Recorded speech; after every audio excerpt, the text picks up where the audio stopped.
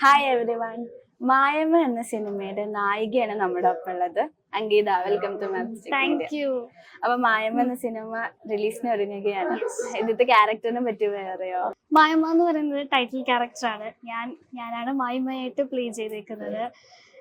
ഞാൻ എന്താണോ അതിന്റെ ഒരു ഓപ്പോസിറ്റ്, എക്സാക്ട് ഓപ്പോസിറ്റ് ആണ് മായമ്മ. കാരണം അതും ഈ സിനിമ ചിത്രീകരിച്ചിരിക്കുന്നത് കുറച്ച് പഴയ കാലഘട്ടമാണ്. ഒരു 25 years ഒക്കെ ബാക്ക് എന്ന് വേണമെങ്കിൽ പറയാം. നമ്മുടെ ഫോണൊക്കെ വരുന്നതിന് മുമ്പ് ലൈക്ക് ഒരു സ്ത്രീ, മെയിൻലി ടു ബി സെഡ്, ഒരു സ്ത്രീ നേരിട്ട് പോകുന്ന കുറെ പ്രോബ്ലംസ് ആണ്. എനിക്ക് തോന്നുന്നു എത്ര വർഷം കഴിഞ്ഞാലും സ്ത്രീത്വം എന്ന് പറയുന്നത് it's always the same.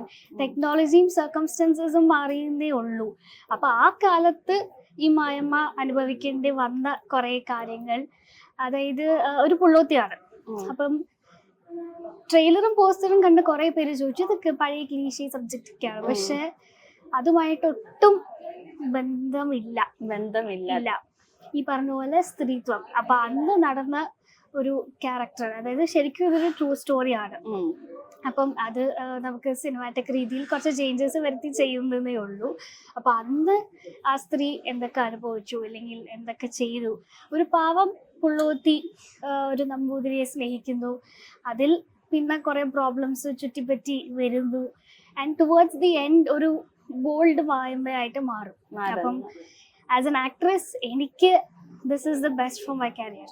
Like ഒരു ടൈറ്റിൽ ക്യാരക്ടർ ചെയ്തു, അഭിനയിക്കാൻ കുറേ ഉണ്ട്. എനിക്ക് തോന്നുന്നു ഒരു ഇന്റർവ്യൂ ഇപ്പൊ സിനിമ കണ്ടതിന് ശേഷം നിങ്ങൾ എടുക്കുകയാണെങ്കിൽ എനിക്കൊരു 1000കണക്കിന് കാര്യങ്ങൾ പറയാനുണ്ട്.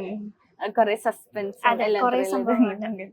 അപ്പൊ ഈ ഒരു സിനിമ എങ്ങനെയാണ് അങ്കിതയിലേക്കിട്ട് വരുന്നത്, എങ്ങനെയാണ് ക്യാരക്ടർ കിട്ടുന്നത്? അത് ഭയങ്കര ഷോക്കിംഗ് ആണ്. കാരണം ഞാൻ ഒരു സീരിയൽ ആർട്ടിസ്റ്റ് ആയിട്ടാണ് എന്നെ അറിയപ്പെടുന്നത്.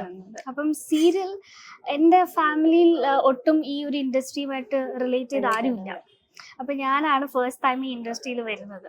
അപ്പൊ ഞാൻ വിചാരിച്ചു സീരിയൽ ചെയ്താൽ സിനിമയിലോട്ട് പറ്റും, ഇതൊരു അവസരമല്ലേ എന്നോർത്ത് ഞാൻ ചെയ്തതാണ്.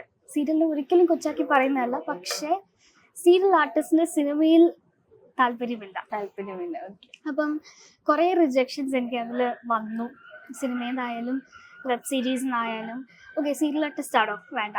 അത് എന്തുകൊണ്ടാണെന്ന് എനിക്കിപ്പോഴും മനസ്സിലായിട്ടില്ല. പറയുന്ന റീസൺ അവരെ ഓൾറെഡി ഫെമിലിയർ ആണ് ഫേസസ്, ഇല്ലെങ്കിൽ അവരുടെ ആക്ടിങ് ഡിഫറെന്റ് ആണ്, ഡേറ്റ് ക്ലാഷ്, അങ്ങനെ കുറെ റീസൺസ്. ഇപ്പോഴും ഒരു ക്ലാരിറ്റി വന്നിട്ടില്ല.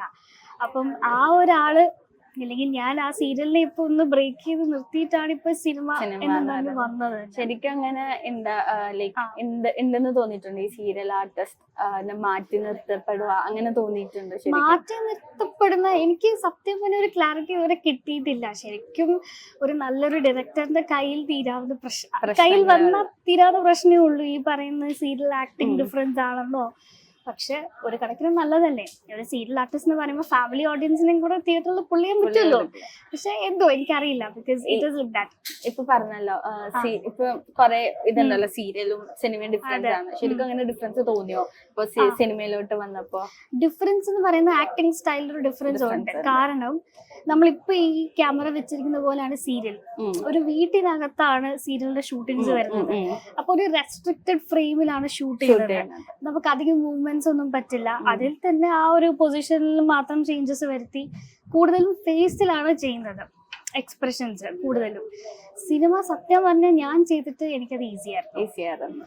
ബിഹേവ് ചെയ്താൽ മതി. ഞാൻ ഫസ്റ്റ് ഡേ പോലീസ് ഡേ എന്ന മൂവിയാണ് എന്റെ ഫസ്റ്റ് മൂവി. സോ അതിലെ ഫസ്റ്റ് സീൻ എടുക്കുമ്പോൾ ഞാൻ ഒന്ന് ഷോക്കായി. കാരണം ക്യാമറ വേറെ എവിടെയോ ആണ്. അപ്പൊ അതാണ് സിനിമയും സീരിയലും തമ്മിലുള്ള വ്യത്യാസം.